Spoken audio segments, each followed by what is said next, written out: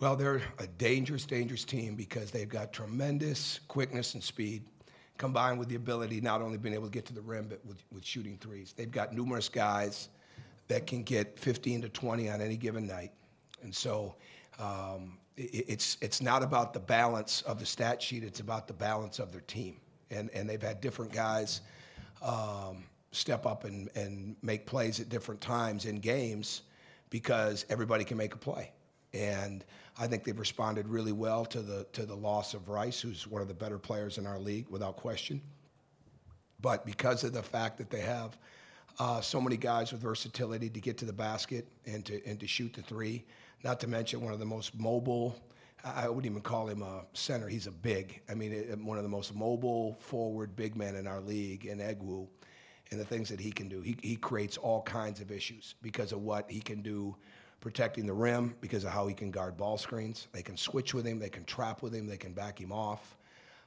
He can shoot, they can run spacing action for him to catch the ball at the three-point line. He's incredibly dangerous from 17 to 19. He posts. So, and they've got some depth. So I think their team is really good. I think everybody knew that they would be good. And they're playing with a lot of confidence right now. I thought the way they played against Northwestern was just a great example of how much speed and quickness they have with the skill. So no question going into that environment. It's one of the tougher environments in our league. It's certainly, it's always a big game when Illinois has a home game, but certainly they're always well aware of when Indiana's coming to town. So we've got to respond to the challenge of taking care of the ball, of getting back on defense, of making sure that we're challenging shots and blocking out, and at the same time coming down and making the game as simple for ourselves offensively as we can, because they go man on misses a lot, they go zone on makes, they can press, and you really, it's like getting ready for Louisville. If you spend so much time worrying about what they're in, okay, well then that plays to their advantage. You just got to come down and play and have a lot of multi-dimensional stuff that you can get to, and just keep your spacing and your ball movement to where it needs to be. Well, that's the $1 million plus question, with our team right now. I mean, it really is, because we don't have that great rim protection, and at the same time, teams pick different ways that they want to get there. But keeping the ball in front of us, early help with early recoveries, and certainly not getting away from the fact that the more penetration makes us rotate, the more open threes get taken. And in this league, percentages are misleading too. I mean, when guys get open looks, I mean, they're bound to make them. So we've got to really make sure that we're giving early help and not getting caught up in overhelping. And they sound the same, but they're two entirely different concepts. And I think along with the fact that we'll figure out early if they really want to go and attack the post. So they've got a lot of different. They're playing, I would call Malcolm Hill a wing. I mean, they're a 4-guard, 4-wing offense a lot of times, and they've got different strengths personnel-wise that we've got to make sure we have a couple of those things down, and that we know what's going to happen when guys get the ball in certain places. But no question, we've got to do a really, really good job of keeping our chest in front of the ball, knowing the personnel, giving that early help, like I said, and then challenging shots and blocking out. Is this a game where, I guess, again, sorry, just to follow up, where maybe Stan could have some impact off the bench?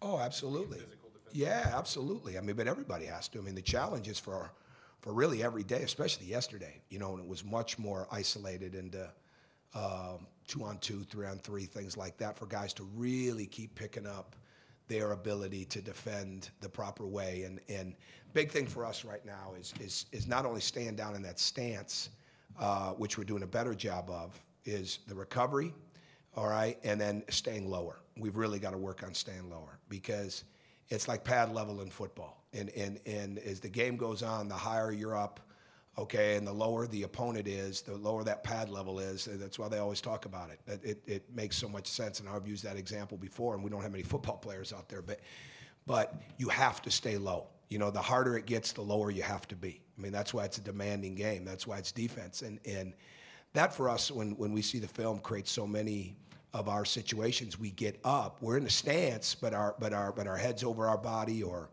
we're not bent at the waist, or I mean, bent at the knee, we're bent at the waist, those type of things. We've got to keep correcting those constantly, and then try to avoid that slippage as much as possible in the game. Oh, I think they're doing a good job. Yeah, I think they're learning a lot about that. I think it's building confidence. I think you see confidence come out in different ways.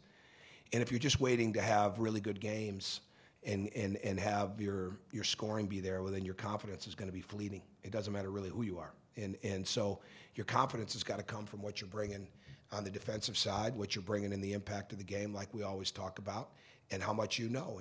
And preparation leads to confidence. And so the more they know about an opponent, the more they know about the individual in the game. And because we switch so much and play zone, it's not just about your matchup. It's never really just about your matchup. It's about them, and what are their strengths. And like we told the team, we could get ready for 50, 60 different things in this game with Illinois. But you can't. You've got to get ready for their concepts. And the concepts, the more that they can pick those up off of film, and more they can pick up what this means and what that means, then the better they'll be, the more confidence they'll have, because you want them to play as free as they can possibly play inside of the game. Anything else? Just without Rice, just in the recent games, is Illinois doing anything differently offensively, or are they showing things that maybe different? Well, I would say this: the last two games, last 5 minutes of the game, against Northwestern and Maryland, I think it was, Ahmad Starks and Malcolm Hill took 12 of the 16 shots. Rice would have been taking some of those shots. So it's not as much what's going on during the game as you have to be prepared for the end of the game. With that being said, Aaron Cosby's coming off, I think, his career high. And there's no question that Tate is a very, very dangerous guard. Malcolm Hill is scoring from mid-range. He's scoring from three. He's screening. He's really, really a great example of multidimensional, all-purpose turning into a lot of points, because he's doing a really good job of getting people open and of impacting the game, and more than just his scoring. So with that being said, none is very good at creating offense, and extremely good when you let him get to his left hand and when he's on the right side of the court and those type of things. And so I think it's just really the end of the game, maybe where it's at. Their ball is moving. They've got a lot of guys that can make plays. They space the court very well, and they run very well. So our transition defense, without question, and our ability to challenge shots and then get the defensive board, they're a tremendous. The one thing that hasn't changed, they're shooting free throws at an incredible rate. And I think they're 82% in the league, or just under. They're third in the country overall. And their defensive rebounding percentage is tremendous.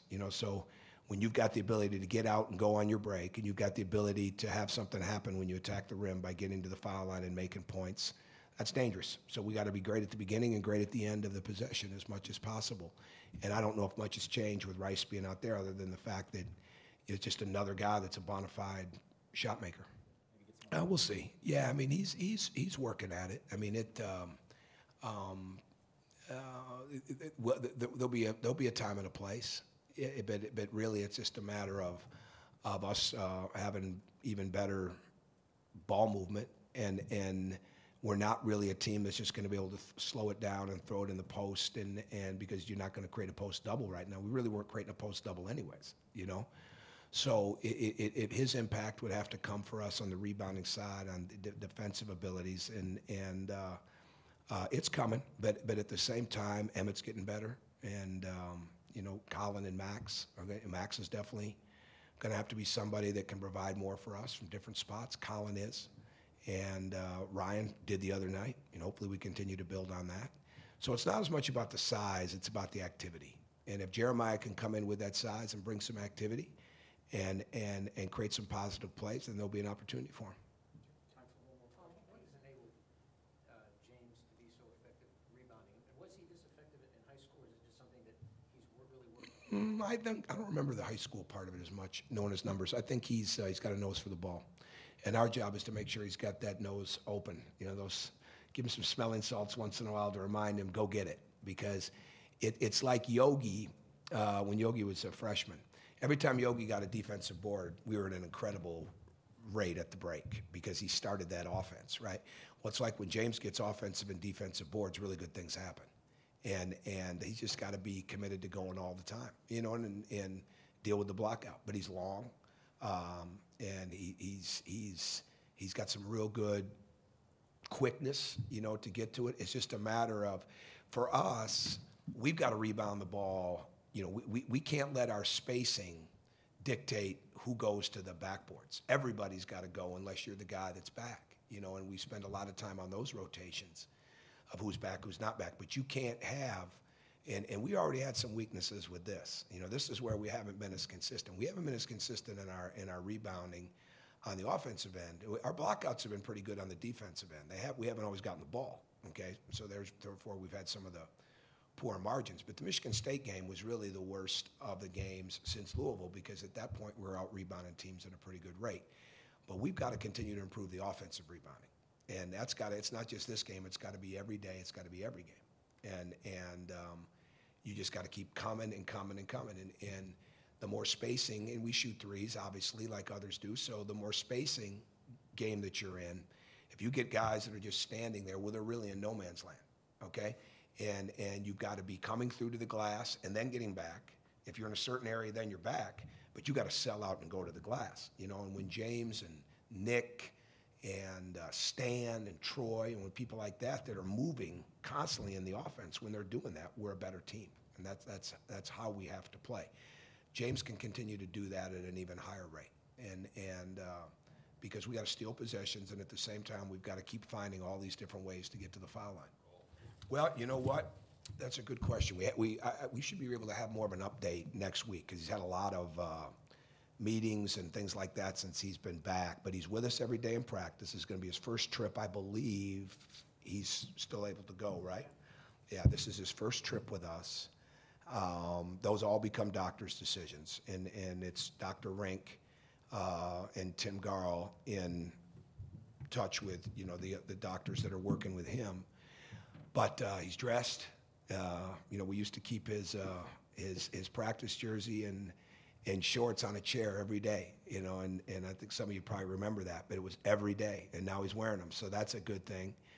But I give him assignments in practice, and I give him certain things that I want him to watch in practice, certain areas that he does it from. Today he was kind of casually passing the ball, so I remind him we want game-like passes. He has shot a little bit in some of our drills, but it hasn't been very much. I think it's a situation where his attitude is great. He feels he's doing really well. He feels he's recovered at a really high rate. But we have to keep trusting the plan and trusting the doctors constantly on what that means. And I like the fact that he's hungry, but we also have to remain patient, knowing that we're all dealing with something that most of us have, especially him, but most of us I've never dealt with this, to this level. So we really, really have to trust the doctors and that plan as we go through it, and just keep understanding there's a long-term plan. But his attitude is fantastic. And it's great to have him back around. Hunter's staying engaged. I knew when Hunter went down that we would miss his presence, with our team, and the vibrancy that, it's just like a different person since the Louisville game, and I know it didn't always transfer out to the play that you saw, but it did transfer out a lot of the play that we saw in practice, and then certainly had some really good moments in games. And a lot of that's because the confidence that they get comes from that energy and from that talk and from being able to give points. And that's the reason I say that, is because that's what we need Devin to do, and keep learning the game and being able to transfer those type of things to his teammates, so he stays constantly engaged with the team, not just being with the team, but being an active part with the team, even though he's not on the court, in a going up and down manner. But I think every couple of days, starting here pretty soon, we'll be able to assess and say, okay, is there more that he can do? And, I shouldn't say every couple of days, maybe every week, and just get an assessment there. But the most important thing is him getting back acclimated the way he's been to being away from home, to continuing to have the responsibilities that he has as a student and as a member of the team, but also knowing that he's doing a lot of other things to get himself healthy, that the average basketball player, student athlete, or student's not doing. And so we have to really keep our focus heavily on that too.